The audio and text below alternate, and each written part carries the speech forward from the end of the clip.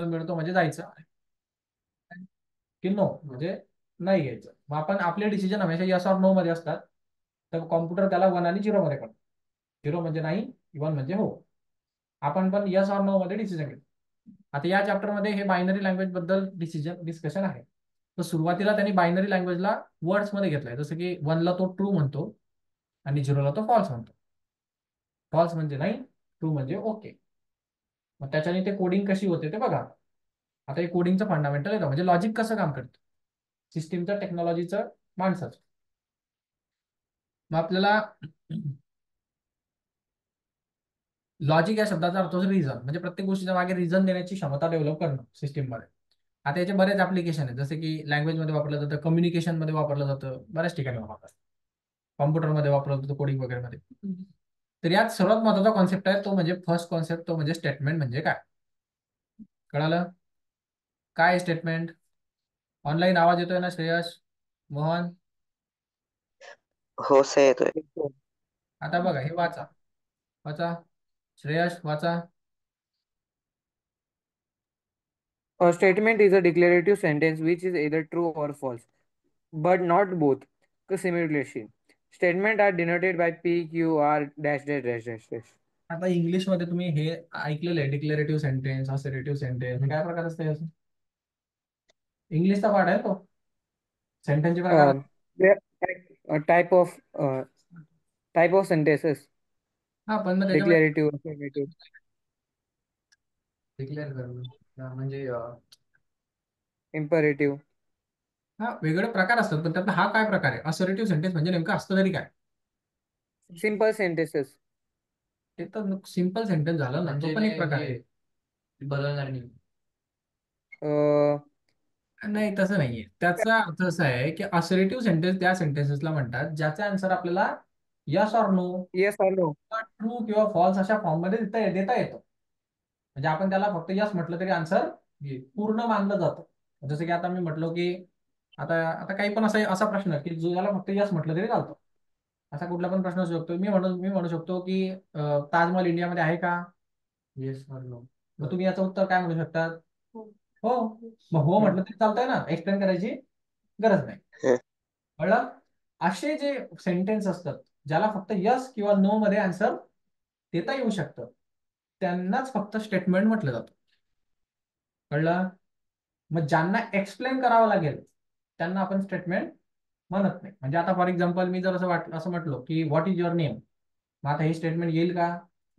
कारण what is your name म्हटलं तुम्ही त्याला यस असं म्हणू शकता का? असं नाही म्हणता येणार ना.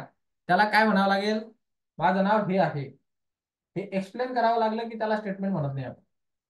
ज्याचा आन्सर फक्त यस किंवा नो किंवा ट्रू किंवा फॉल्स असं सांगता येतं तेच फक्त स्टेटमेंट असतात, आणि त्या स्टेटमेंट्सला आपण डिक्लेरेटिव्ह सेंटेन्सेस म्हणतो किंवा असर्टिव्ह सेंटेन्सेस म्हणतो इंग्लिशमध्ये. थोडंसं इंग्लिशच्या नॉलेजची गरज पडेल तुम्हाला. हा, म्हणजे त्याने मेन्शन पण केलंय sentence which either true or false, असं सेंटेन्स की जे फक्त ट्रू आणि फॉल्सच असतं, त्याच्या व्यतिरिक्त काही नसतं, त्यांना आपण काय म्हणत असतो? काय म्हणत असतो? स्टेटमेंट म्हणत असतो. मग या स्टेटमेंट्सला आपण असं या मॅथमॅटिक्स मध्ये आपण पी क्यू आर असं स्मॉल लेटर्सनी इंडिकेट करतो. मॅथमॅटिक्स मध्ये स्टेटमेंट्सला स्मॉल लेटर्सनी इंडिकेट केलं जातं, पी क्यू आर, स्मॉल ए स्मॉल बी स्मॉल सी असं. कळलं?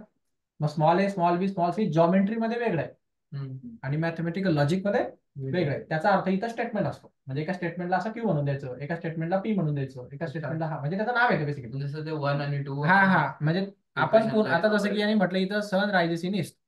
आता एवढं सगळं स्टेटमेंट परत परत लिहिण्यापेक्षा आपण मानतो की हे समजा पी स्टेटमेंट आहे, मग याच्याऐवजी आता काय लिहित राहायचं, हमेशा पी लिहित राहायचं. पी म्हटलं म्हणजे याचा अर्थ सन रायझेस इन ईस्ट असा त्याचा अर्थ होतो. आता हे पी म्हटलं, हे कोणी म्हटलं, मी मानून घेतलंय, मग माझ्या याच्यामध्ये पीच्या जागी हमेशा हे सेंटेन्स येत राहील. आता कोणाला वाटलं ना का पी नका म्हणू, क्यू म्हणा, मग तो क्यू म्हणेल. फक्त एवढं आहे की स्मॉल लेटर इंडिकेट करायचं. ते स्मॉल लेटर काय इंडिकेट करतील? स्टेटमेंट्सला इंडिकेट करतील. हा टॉपिक क्लिअर आहे ऑनलाईन? हा. हो सर. Yes, sir. स्टेटमेंट म्हणजे काय? ज्याला ट्रू आणि फॉल्स मध्ये लिहिता येईल असं स्टेटमेंट असतं. ज्याला इलॅबोरेट करावं लागतं त्याला स्टेटमेंट म्हणायचं नाही. हो. पुढचा कॉन्सेप्ट आहे बघा, ट्रूथ व्हॅल्यू ऑफ स्टेटमेंट. 12वीचा चॅप्टर आहे, पहिला पीडीएफ आहे 12वीच्या पुस्तकाचं. 12वीतूनच शिकवतो, सोपा चॅप्टर आहे म्हणून. डायरेक्ट 12 घेऊ, काय अडचण नाही. Truth value of statement. Truth value म्हणजे काय, त्याची व्हॅल्यू जी येते त्याला ट्रूथ व्हॅल्यू म्हणतात. जसं की आता स्टेटमेंट, आता याने म्हटलं सन रायझेस इन ईस्ट. आता हे काय आहे, ट्रू का फॉल्स? ट्रू. मग हे त्याची ट्रूथ व्हॅल्यू. हे ट्रू, हे त्याची काय झाली, ट्रूथ व्हॅल्यू ऑफ स्टेटमेंट. कळालं? आता हे खालचं ते दिलंय त्यांनी, 5 × 2 = 11. याचा आन्सर काय येईल, फॉल्स. हे त्याची ट्रूथ व्हॅल्यू झाली. म्हणजे तुम्हाला जर विचारलं की या सेकंड स्टेटमेंटची ट्रूथ व्हॅल्यू काय, मला याचं फॉल्स. पहिल्या स्टेटमेंटची ट्रूथ व्हॅल्यू काय, मला याचं ट्रू. त्याचं जे आन्सर येतं, एक तर ट्रू येईल किंवा फॉल्स येईल, त्याला ट्रूथ व्हॅल्यू म्हणतात. म्हणजे त्याला टेक्निकल भाषेमध्ये काय शब्द वापरला जातो, truth value. Truth value of sentence म्हणजे एक तर ट्रू आहे का फॉल्स आहे ते सांगणं. कधी कळला? हा, ट्रूला इथं टी लिहितात, फॉल्सला एफ लिहितात. टीचा अर्थ ट्रू असतो, एफचा अर्थ फॉल्स असतो. जाऊ पुढे. बेसिक टर्म्स, एवढा अवघड नाही. आता यांनी इथं सेंटेन्स बद्दल सांगितलं. आता मला सांगा कोणतं स्टेटमेंट आहे. त्यांनी फक्त म्हटलंय फॉलोइंग सेंटेन्स आर स्टेटमेंट. आता हे स्टेटमेंट आहे काय स्टेटमेंट, ऑब्विसली आहेत. याला काय लिहिता येतं, याला ट्रू लिहिता येतं, कारण याचा आन्सर ट्रू मध्ये देता येऊ शकतं. याचा आन्सर फॉल्स येतो, त्याला फक्त फॉल्स लिहिलं तरी चालतं.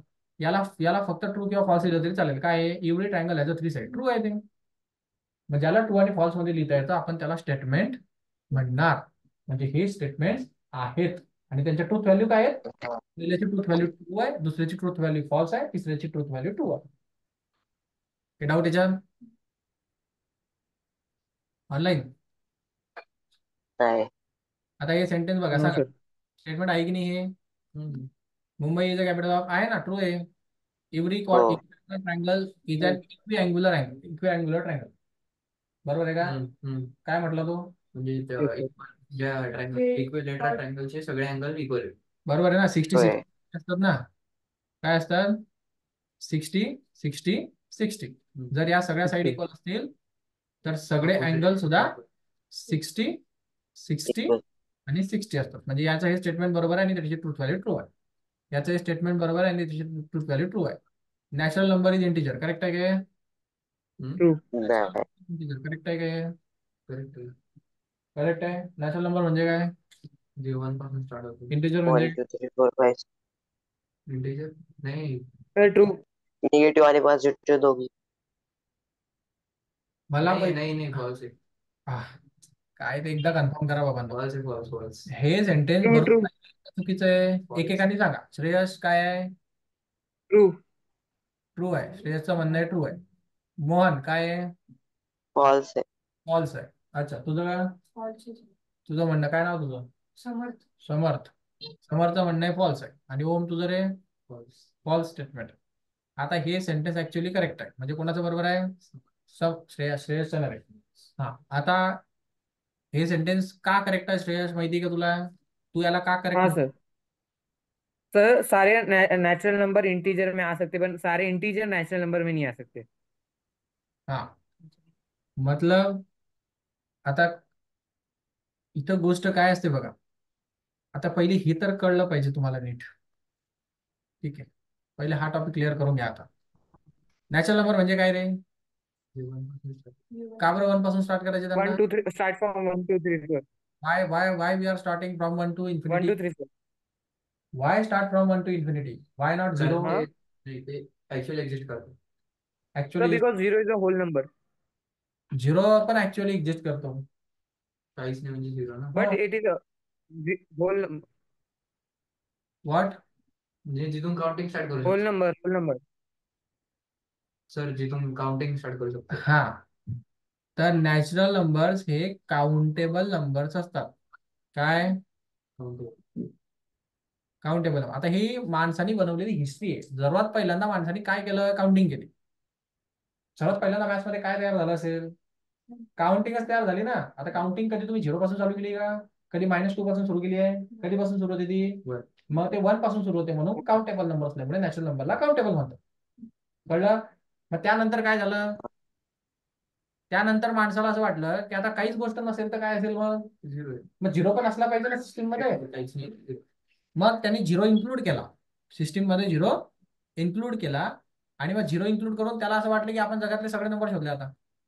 आता जे 1च्या पुढे होते ते होतेच, आणि आता काहीच नसेल तर 0 पण म्हणायचं. मग त्यांनी याला नाव दिलं होल नंबर. आता होलचा अर्थ त्याच्या हिशोबाने काय होता, त्याला असं वाटलं तेव्हा की त्यांनी सगळे नंबर शोधले.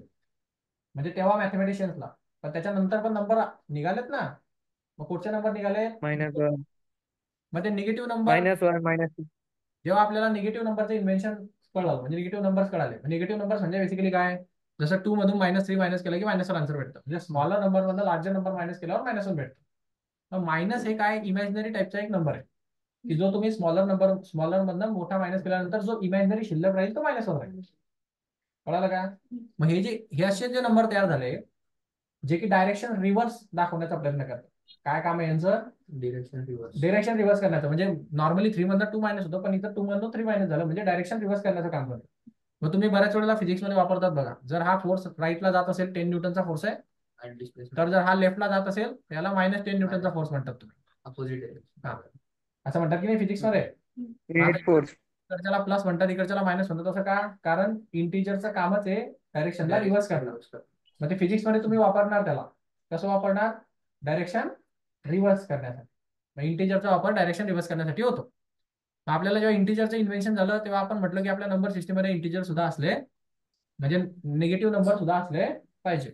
मग त्यांनी हे सगळे नंबर घेतले 1 2 3 4 पुढचे इन्फिनिटी, आणि हे -1 -2 आणि सो पुढचे -इन्फिनिटी. या सगळ्या नंबर्सला मिळून काय म्हटलं जातं? इंटिजर्स. हा बोला मॅम. कंडिशन.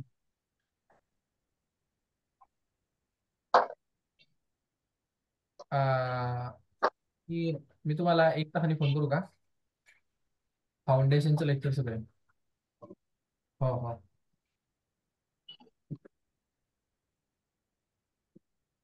हा, तर इंटिजर्स म्हणजे काय, ज्याच्यामध्ये सर्व निगेटिव्ह वगैरे पॉझिटिव्ह आणि झिरो सगळे नंबर इन्क्लुडेड असतील त्यांना इंटिजर म्हणायचं.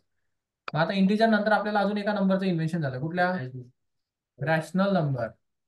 Rational number. नंबर मध्ये काय एक्स्ट्रा गोष्ट असते? एक्स्ट्रा गोष्ट काय आहे याच्यामध्ये? P/Q फॉर्म मध्ये असतात. कशा फॉर्म मध्ये असतात? डेसिमल. Decimal form. P/Q. हा, हा, PYQ फॉर्म, डेसिमल फॉर्म मध्ये डेसिमल. असतात किंवा फ्रॅक्शन फॉर्म मध्ये असतात. फ्रॅक्शन म्हणजे बेसिकली PYQ फॉर्म. कळलं? Yes sir.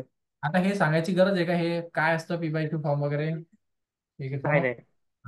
म्हणजे जसं की 2/3 टाईपचा नंबर, 3.4 टाईपचा नंबर, हे सगळे नंबर हे 5वी 6वी कुठेतरी झालेलं आहे. आता हे 2/3 चा अर्थ काय असतो? 3 पैकी 2. हा, म्हणजे जर कुठल्या गोष्टीचे 3 पार्ट असतील, 0.62. कुठल्या गोष्टीचे 3 पार्ट असतील, त्यातले 2 पार्ट्स पकडायचे, असा त्याचा अर्थ झाला.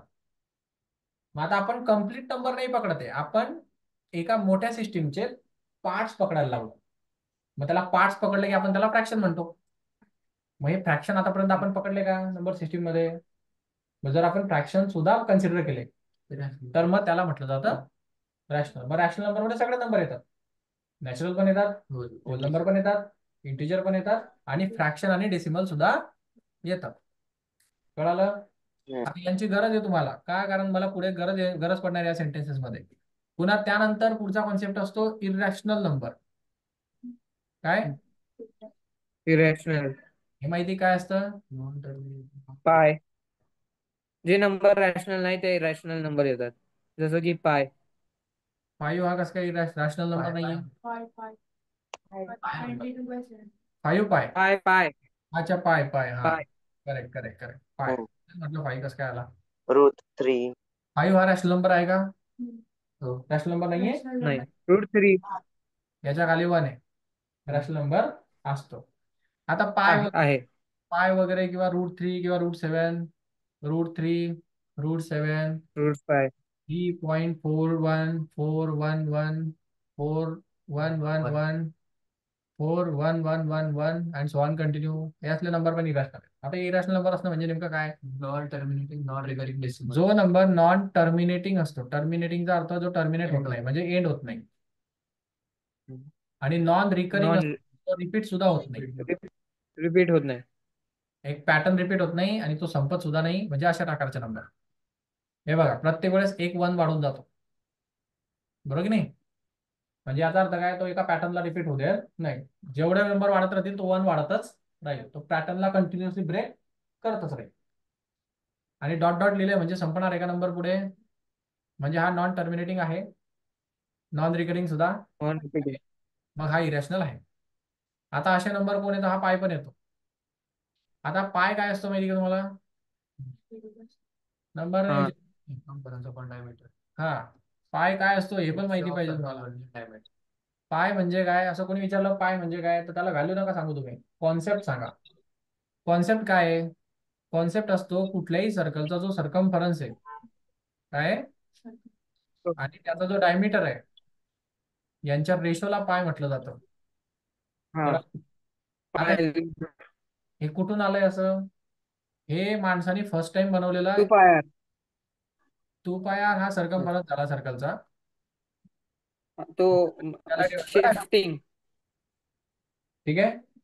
आता यांचं जे आन्सर येईल ते हमेशा किती असतं? 22/7. हा, 22/7. आता ते पण 5 डेसिमल प्लेस पर्यंत करेक्ट आहे. 21.8. आता नीट समजून घ्या, पाय हा कॉन्सेप्ट समजून घ्या पहिले, हा पायचा. हा नसेल कळलं तर पुढे काही प्रॉब्लेम येतील तुम्हाला फाउंडेशन मध्ये. आता समजा हे कुणी बनवलं, हे मॅथमॅटिशियनने पहिले सुरुवातीला कसा विचार केला ते समजून घ्या.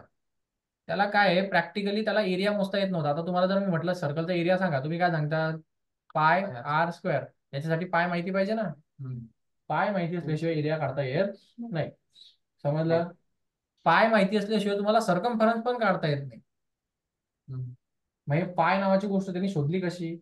तर त्यांनी पहिल्यांदा काय केलं, त्यांनी असे वेगवेगळे सर्कल्स घेतले. हा, त्यांनी असे छोटा सर्कल घेतला, एक मोठा सर्कल घेतला, एक त्याच्यापेक्षा मोठा सर्कल. कळालं? आता त्यांनी काय केलं त्याला, हा. त्यांनी त्या सर्कलच्या आउटर एंडला एक दोरी अशी बांधली, म्हणजे एक स्ट्रिंग बांधली आणि त्यांनी आउटर एंडला असं गोल बांधून घेतला. तर यांनी काय कळलं त्याला, ही दोरीची जेवढी लेंथ असेल तेवढा सर्कमफरन्स आहे. हो का नाही? हो. बरोबर ना. एक एक दोरी बांधायची सर्कलला आजूबाजूने, जेवढी जेवढी त्या दोरीची लेंथ असेल तेवढा त्याचा सर्कमफरन्स असतो. मग याच्यासाठी तुम्हाला फॉर्म्युल्याची गरज आहे का? हा. आणि दुसरी गोष्ट मोजायला गरज नसते फॉर्म्युल्याची. कुठली गोष्ट मोजायला? डायमीटर. सरळ सरळ लाईन मारायची, ही डायमीटर आहे. कळलं? मग सर्कलचा डायमीटर हा प्रॅक्टिकली मोजता येतो, सर्कमफरन्स हा पण प्रॅक्टिकली मोजता येतो विदाऊट फॉर्म्युला. मग त्याने काय केलं, प्रत्येक सर्कल घेतलं, त्याची ही दोरीची लेंथ मोजली आणि डायमीटर मोजला, आणि या सर्कमफरन्स आणि डायमीटरचा त्यांनी रेशो घेतला. या छोट्या सर्कलचा पण सर्कमफरन्सचा घेतला, म्हणजे ही लेंथ मोजली आणि ही डायमीटर मोजली, त्याचा पण रेशो घेतला. मोठ्या सर्कलला पण एक दोरी लावली, त्याचा सर्कमफरन्स मोजला, डायमीटर मोजली, त्याचा पण रेशो घेतला. तर त्याला एक शॉकिंग रिझल्ट भेटतो. सर्कल लहान असो मोठं असो कशी असो, याचा आन्सर हमेशा सेमच येतं. काय येतं? हा. मग तो म्हटला की सेम आन्सर येतं, आन्सर बदलतच नाही. मग याला आपण मॅथ्सच्या भाषेमध्ये म्हणतो कॉन्स्टंट. कॉन्स्टंट या शब्दाचा अर्थ असतो ज्याची व्हॅल्यू कधीच बदलत नाही. मग त्यांनी त्याला कॉन्स्टंट म्हटलं, आणि तो कॉन्स्टंटला त्यांनी काय नाव दिलं? पाय. पाय या शब्दाचा अर्थ असतो राऊंड, लॅटिन भाषेत. पाय या शब्दाचा अर्थ असतो राऊंड. म्हणजे हा कॉन्स्टंट गोल गोष्टींमध्ये येतो.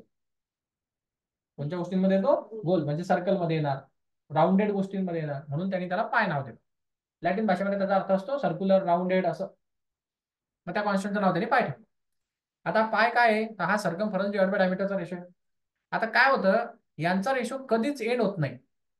म्हणजे हा सुरूच राहतो, सुरूच राहतो, सुरूच राहतो. हा रिपीट सुद्धा होत नाही.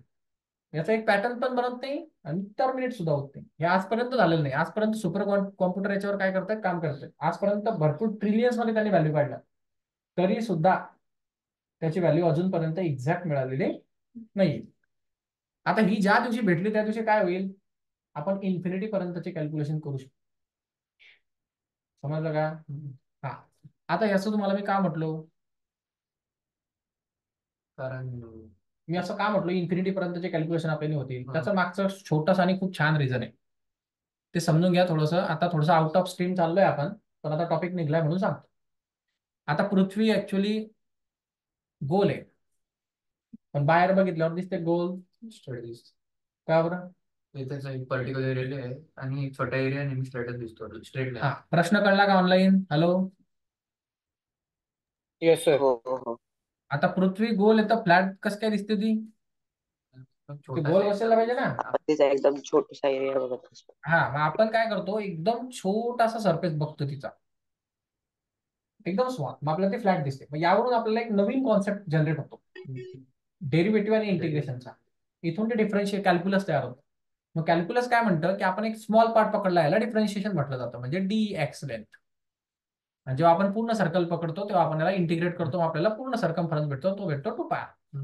आता यात एक इंटरेस्टिंग गोष्ट काय आहे की हा जो स्मॉल पार्ट आपण पकडलाय याच्यापासूनच हे सर्कल तयार झालेलं आहे.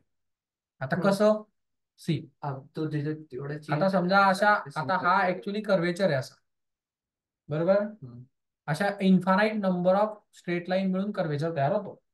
पण आता मी जर यातला बराचसा पार्ट इलिमिनेट करून टाकला, फॉर एक्झाम्पल हा पार्ट एवढा, आता कोणी म्हणेल का हे कर्वेचरचा पार्ट होता म्हणून? आता काय येतो स्ट्रेट लाईन. हा, मग आपल्याला काय होतं, आपल्याला पायची व्हॅल्यू एक्झॅक्ट न कळल्यामुळे हे असं सर्कल इन्फिनिटी पर्यंत गोल जर राऊंड होत राहिलं तर ते एक्झॅक्ट एकमेकाला मॅच कधी होईल याचे आन्सर आपल्याला कळत नाही, आपण अप्रॉक्सिमेटली काम.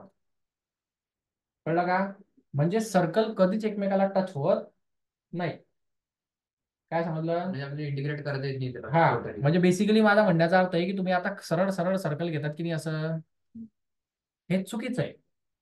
का चुकीचं आहे? कारण माहितीच ना, कारण स्टार्टिंग पॉइंट आणि एंड पॉइंट कधीच एकमेकाला टच होत नसतात. खूप डीप मध्ये गेल्यानंतर हे कळेल तुम्हाला. आणि ते का टच होत नाही? कारण तुमच्याकडे पायची व्हॅल्यूच नाही, तुमचं सर्कल टच होतच नाही. ते वर्ण वाटतं टच झालेलं, ते डीप मध्ये घुसा ते टचच होत नाही, ते होतच नाही होतच नाही होतच नाही. तुम्ही करतच जा करतच जा करतच जा, तो पाय वाढतच जातो वाढतच जातो वाढतच जातो, होतच राहतो होतच राहतो होतच राहतो, तो होतच नाही टच करत. आपल्याला वरतून बघितल्यावर असं वाटतं की सर्कल कम्प्लीट आहे, पण ते मुळात कम्प्लीट नसतं. आता तुमच्या लेवलला हा काही विषय सगळा नाही, हा रिसर्च गेला पूर्ण, म्हणजे रिसर्चचा टॉपिक पण गेला आपण. पण सध्याला तुम्ही याच्याकडे टेन्शन घेऊ नका. मग माझा फक्त पर्पज होता की तुम्हाला पाय म्हणजे काय ते कळलं पाहिजे, एवढा इम्पॉर्टन्स काय आहे त्याला. मग त्या पायचा वापर करून तुम्ही एरिया वगैरे या गोष्टी सगळ्या काढू शकता, पण विदाऊट पाय हे काही शक्य नाही. मग पाय विचारलं तर 22/7 नका सांग, सर्कमफरन्स बाय डायमीटरचा रेशो नका प्रत्येक सर्कलसाठी सारखा राहा. आता 22/7 आपण काय घेतो, कारण 22/7 ची जी व्हॅल्यू येते ती 6 डेसिमल प्लेसेस पर्यंत पायची व्हॅल्यूला करेक्ट होते, म्हणजे 6 डेसिमल प्लेस पर्यंत त्याची व्हॅल्यू करेक्ट येते, म्हणून आपण त्याला पकडून घेतो. पण मुळात ते नाही. हा, कळलं? आणि आपण जे नॉर्मली 3.14 पकडतो हे फक्त 2 डेसिमल प्लेस पर्यंत करेक्ट आहे, त्याच्या पुढे भरपूर आहे, आपण ते पकडलेलं नाही, अप्रॉक्सिमेटली पकडलंय. काय केलंय? हा, चला. मग तुम्हाला रॅशनल इरॅशनल वगैरे कळलं. आता हे रॅशनल नंबर इरॅशनल नंबर हे जे सगळे नंबर आहेत या सगळ्या नंबरला रिअल नंबर म्हणतात. काय रिअल नंबर म्हणजे काय? तुम्ही आतापर्यंत जेवढ्या नंबरचा अभ्यास केला ते सगळे, natural number, whole number, integer, rational irrational सगळे मिळून रिअल नंबर. आणि एक अजून एक प्रकार असतो, तो असतो कॉम्प्लेक्स नंबर. हा, काय? कॉम्प्लेक्स नंबर किंवा इमॅजिनरी नंबर. काय? हा, म्हणजे हा तुम्हाला प्रकार 11वीत येणार. आता हा चॅप्टर 12वीचा आहे म्हणून हे शिकवणं गरजेचं आहे. कळलं? आता हे काय असतं थोडंसं बेसिकली समजून. जसं की याचं नावातच अर्थ आहे, इमॅजिनरी म्हणजे हा एक्झिस्ट नाही करत, हा असा मानून घेतलेला नंबर. आणि कॉम्प्लेक्स आहे म्हणजे अवघड असणार. ठीक आहे, नाव आपण तसेच देतो त्याला की ते त्याला सूट होईल. आता विषय कसा आहे, याच्यामध्ये मॅथ्सच्या 2 रूलचं कॉन्ट्रडिक्शन आहे. कोणत्या 2 रूलचं? आता समजा मी तुम्हाला म्हटलो की √−4 हा नंबर इमॅजिनरी नंबर असतो. हा नंबर इमॅजिनरी नंबर आहे. असं का? त्याचं कारण आहे, हा, याच्यात 2 रूल आहेत मॅथ्सचे, ते 2 रूल एकमेकाला काउंटर करतात. पहिला रूल काय म्हणतो की जर हा -4 स्क्वेअर रूट आहे तर याचा अर्थ हा कुणाचा तरी स्क्वेअर नंबर असलाच पाहिजे, आणि कोणत्याच नंबरचा स्क्वेअर नंबर कधीच निगेटिव्ह येत नाही. आता तुम्ही बघा, -2 चा स्क्वेअर करा, त्याचा आन्सर +4 येतो. -2 × -2 -+1. कळलं? मग कुठल्याच निगेटिव्ह नंबरचा स्क्वेअर प्लस येतो आणि पॉझिटिव्ह नंबरचा स्क्वेअर सुद्धा प्लसच येतो. त्यामुळे हा स्क्वेअर नंबर असणार आणि तो स्क्वेअर नंबर निगेटिव्ह होऊ शकत नाही. त्यामुळे पहिला रूल असं म्हणतो की हा निगेटिव्ह होऊ शकत नाही. मग 2 रूल झाले. एक रूल म्हणतो की कुठला स्क्वेअर नंबर हमेशा प्लसच राहायला पाहिजे, आणि दुसरा रूल म्हणतो तो कधीच निगेटिव्ह होऊ शकत नाही, आणि तो की झाला. मग हा रूल आणि हा रूल एकमेकाला ब्रेक करतो, म्हणून आपण याला इमॅजिनरी किंवा कॉम्प्लेक्स नंबर म्हणतो. मग जेव्हा रूटच्या आतमध्ये मायनस येतं, काय तेव्हा हा नंबर कॉम्प्लेक्स नंबर होऊन जातो. आतापर्यंत तुम्ही असा एकही प्रश्न बघितलेला नाही, 10वी पर्यंत येणार पण नाही. कळलं? हा कधी दिसेल? 11वीला. असे रूट मध्ये मायनस येणं सुरू होईल. ठीक आहे ना. मग नंबर कळले तुम्हाला आता सगळे. तर आता काय सेंटेन्स तर म्हटलं, नॅचरल नंबर इंटीजर आहे का, काय बोला ऑनलाईन, काही प्रॉब्लेम आहे का? सर जब -4 का स्क्वायर, अगर हमें मतलब 16 का स्क्वायर मतलब किसका रूट है पूछा, तो हम लिख सकते हैं कि 4 प्लस माइनस का स्क्वायर है, ऐसा लिख सकते हैं। रूट ऑफ 6 को, 16 रूट ऑफ 16 को हाँ, तो द प्लस प्लस -4। कॉस्मिक, हाँ ये हाँ यही लिखा जाता है ना, ऐसा क्यों लिखा जाएगा? हाँ। हाँ क्योंकि सीधी सी बात है, ये जो 16 है हम्म। इसका स्क्वायर रूट आता है 4, आप हम्म। डायरेक्ट 4 ले लेते। लेकिन ऐसा नहीं है ना, हाँ ये 4 का स्क्वायर किया तो उसका आंसर 16 आता है, इसलिए 16 का स्क्वायर रूट 4 होता है, बराबर है। हाँ। अगर मैंने -4 का स्क्वायर किया तो भी आंसर क्या हम्म। मिलेगा? तो इसका 16। स्क्वायर रूट -4 भी तो हो सकता है। हाँ। तो फिर आपको +4 भी लेना है, -4 भी लेना है, दोनों और लेना। सर वो ऊपर जो प्लस माइनस है, मैंने मैंने आपको बोला था प्लस माइनस, हाँ तो उसको और एक तरीके से क्या बोला जा सकता है? हाँ, मतलब मतलब ऐसे बोलते समय ऐसा लगता है कि प्लस और माइनस है, तो हम एक साथ बोलते समय उसको और नाम नहीं है क्या? नहीं, और नाम नहीं है, ये +-4 इससे का बस मतलब होता है एक बार 4 की वैल्यू प्लस कंसिडर करो, एक बार 4 की वैल्यू माइनस होगा करो। माइनस करो। ये नीचे वाला मतलब है उसका। हम्म। मैथ्स में ऐसे लिखने के बदले हम डायरेक्ट +-4 ऐसे लिखते, कॉमा करके लिखने से अच्छा। तो अभी ये सेंटेंस बोलो, ये करेक्ट है या रॉन्ग है? करेक्ट करेक्ट है है। ना? नेचुरल नंबर आर इंटीजर, सारे के सारे नेचुरल नंबर इंटीजर के अंदर आते। तो ये सेंटेंस ट्रू है, इसकी ट्रूथ वैल्यू ट्रू है, कोई डाउट इसमें? अभी अगला हाँ। सेंटेंस देखो, कौन से स्टेटमेंट नहीं आते। अब इसका आंसर यस और नो में दे सकते हो तुम? Please give me a pen, yes. तो पेन लोगे या नहीं हाँ। लोगे, क्या देना है, कि कौन नो। सा देना है ये। तो हमेशा एक चीज याद रखो, क्वेश्चन मार्क दिखा तो ये स्टेटमेंट नहीं होता। मतलब इंट्रोगेटिव सेंटेंस, इंग्लिश में इसको क्या बोलते हैं? हाँ, क्वेश्चन मार्क के sentence. Interrogative. Exclamatory mark, exclamatory जो नहीं है। सेंटेंस थे, इसको भी कुछ तो भी रिएक्शन है ये, इसको यस नो बोलते हैं। अभी जैसे किसी को सांप दिख गया तो अरे बाप रे, इसको यस बोलेगा, यस, ऐसे थोड़ी रहता है, वो भी कुछ तो भी एक्शन देगा ना। तो एक्सक्लेमेटरी सेंटेंस दिखा तो भी ये स्टेटमेंट नहीं रहता। रॉन्ग है। प्लीज मतलब रिक्वेस्ट, किसी ने रिक्वेस्ट किया और तो आपको इम्परेटिव। बोलना ही पड़ेगा। ठीक है, तो ये भी सेंटेंस नहीं रहते। किसी ने ऑर्डर दिया, ऑर्डर का मतलब जैसे ओपन द विंडो, ये क्या है? ऑर्डर दिया, ऑर्डर ओपन करो विंडो को, इसमें भी तुम्हें बोलना पड़ेगा, इसको भी स्टेटमेंट नहीं बोलते हम। तो ये कौन कौन से इसको स्टेटमेंट नहीं बोलते हम? जैसे क्वेश्चन पूछा, एक्सक्लेमेटरी मार्क क्वेश्चन दिखा, या तुम्हें ऑर्डर दिया किसी ने, या रिक्वेस्ट किया, है कि नहीं, या कोई सजेशन दिया, तो इन सबको स्टेटमेंट नहीं बोला जाता। तो यहाँ पे नीचे लिखा हुआ है, इनमें से कोई भी आया तो फिर स्टेटमेंट नहीं बोलेंगे। क्या क्या? इंट्रोगेटिव का मतलब क्वेश्चन वाले, क्वेश्चन मार्क वाले। एक्सक्लेमेटरी का मतलब ये ऐसे सिंबल रहता है इसके पास, एक्सक्लेमेशन, एक्सक्लेमेशन, एक्सक्लेमेटरी। ऐसे अरे वाह, अच्छा, सो ब्यूटीफुल, ऐसी चीजें। कमांड मतलब कोई आपको कुछ तो भी डायरेक्शन दी, तो उसको भी हम कंसिडर नहीं करेंगे स्टेटमेंट में। ऑर्डर मतलब किसी ने कुछ तो भी आपको ऑर्डर दिया, sit up, sit down, stand up वगैरह ऐसा। किसी ने आपको रिक्वेस्ट किया, प्लीज प्लीज पेन दे दो वगैरह ऐसा ऐसा। फिर किसी ने आपको सजेशन दिया कि ये करो वो करो, इन सबको स्टेटमेंट इम्परेटिव। नहीं मानते, मतलब ये स्टेटमेंट नहीं है। इनको छोड़ के सारे स्टेटमेंट, मतलब बाकी सारों को स्टेटमेंट बोलेंगे, इनको नहीं बोलेंगे। अभी इससे आगे एक और कॉन्सेप्ट है, उसको बोलते हैं ओपन स्टेटमेंट। क्या? Open statement. ओपन स्टेटमेंट का मतलब ये होता है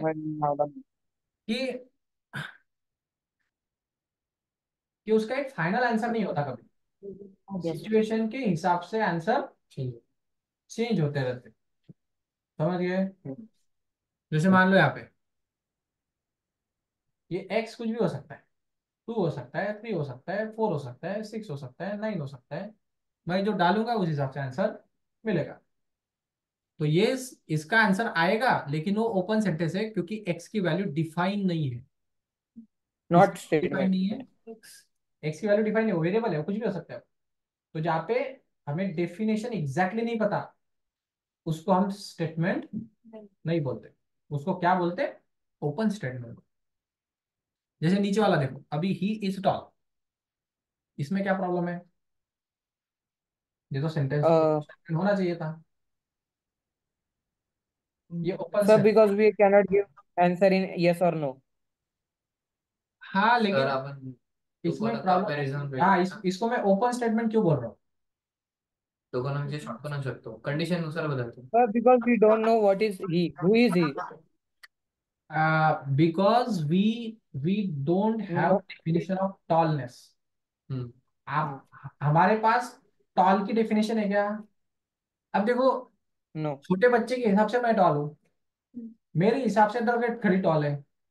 तो टॉल की definition person to person vary होतो. वैरी होते रहती है, समझा?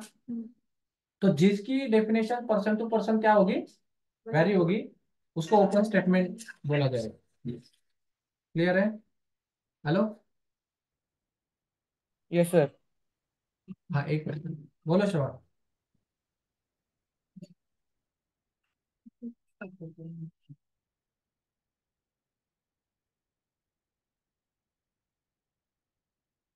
करा ना, पूर्ण प्रयत्न करून बघा, जेवढं जमतंय तेवढं लिहा, जे नाही जमत ते राहू द्या। एनसीआरटीतले प्रश्न आहेत सगळे, तू का नाही रिव्हिजन केलं, तुम्हाला सांगितलं दोन पेपर आहे आज, ठीक आहे, प्रयत्न करा, जेवढं जमतंय तेवढं लिहा। हो, देखो अभी ध्यान दो इधर, इकडे लक्ष द्या रे तुम्ही। अभी देखो, mathematics is an interesting subject. अब इंटरेस्टिंग का मतलब कौन बताएगा? इंटरेस्टिंग का इंटरेस्ट वो तो पर्सन टू पर्सन वैरी करेगा। जे जे व्हेरिएशन दाखवतात ते नाही येत. It is a black in colour. अभी देखो, ब्लैक कलर हर एक को कितना ब्लैक दिखता है वो अलग बात है है कि नहीं? पर असलियत में है क्या वो? हाँ, कोई कोई ग्रे कलर को भी ब्लैक बोलता है कि हाँ नहीं? तो आदमी चेंज हो गया तो ब्लैक की डेफिनेशन भी चेंज हो जाती है। हाँ बोलो।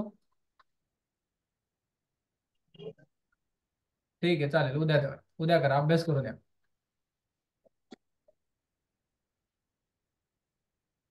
हम्म. तुम्ही काय करा, तुम्ही त्याला, नाही आता सध्याला राहू द्या, तुम्ही नीट लिहिला नाही तो पेपर, मग आता तुम्ही एक काम करा, तुम्ही आता ते राहू द्या आणि पुढच्या वेळेस या आणि पुन्हा पेपर द्या। हा, अभ्यास पूर्ण करून या। हम्म. तर बघा रे इकडे, हे कळलं का तुम्हाला, याच्यात काय प्रॉब्लेम होते? मग यांना स्टेटमेंट नाही पकडायचं, ओपन स्टेटमेंट आहे। हा, आता असं कोणी म्हटलं की, आता समजा माझं नाव हितेश, हितेशची सो, आता सो क्लेवर, आता क्लेवरची डेफिनेशन कोण सांगेल? आता कोणी म्हणू शकतं की तो बाहेरच्या खेळामध्ये हुशार आहे, कोणी म्हणू शकतो मॅथ्स मध्ये हुशार आहे, कोणी म्हणू शकतो सायन्स मध्ये हुशार आहे। हुशार म्हणजे नेमका काय, हे माणूस स्वतः ठरवणार की क्लेवर म्हणजे नेमकं काय। मग याला ओपन स्टेटमेंट म्हणायचं। आता इथं खाली त्यांनी व्हॅल्यू दिले की जसं की याच्यामध्ये x is equal to 6 is a true, but other than 6 is not true. आता अनालाइज स्टेटमेंट वरच्या याला सांगितलं त्यांनी, ठीक आहे?